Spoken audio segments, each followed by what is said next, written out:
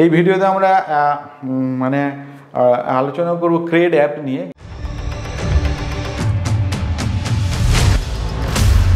এটা কিন্তু কোনো পেড প্রমোশন না, মানে আমি কোন থেকে কোনো টাকা পাবো না, আমি জাস্ট আমি ইউজ করি, এটা খুব ভালো, তার জন্যই আমরা এই ভিডিওতে আমরা এটা বলছি।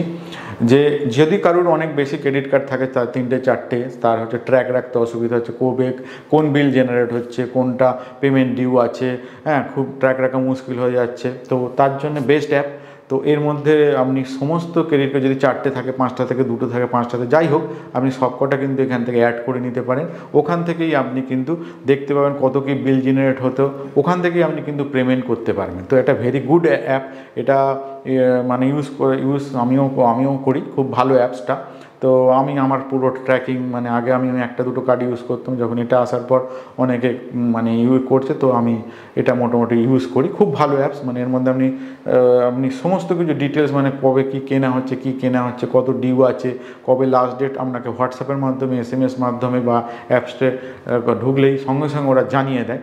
তো মানে জাস্ট ট্র্যাকিং রাখার জন্য বেস্ট অ্যাপ, মানে যদি আপনার অনেক কটা কার্ড থাকে তার জন্য বেস্ট অ্যাপ। তো এটা বলবো খুবই ভালো, মানে আমার ক্ষেত্রে আমি একটা অর্গানাইজড ওয়েতে এটা ইউজ করছি, এবং এটা খুব ভালো অ্যাপস। মানে যাদের অনেক কার্ড আছে তারা যদি ট্র্যাক করতে চান, অবশ্যই এটা ডাউনলোড করে ইউজ করতে পারে। সুরজিৎ নেগির এই ভিডিওটা আশা করি ভালো লেগেছে। এরকম আরও ভিডিও দেখতে হলে ইউটিউবে সেই চ্যানেলটিকে সাবস্ক্রাইব, তার সাথে লাইক, কমেন্ট, শেয়ার করে যাবেন।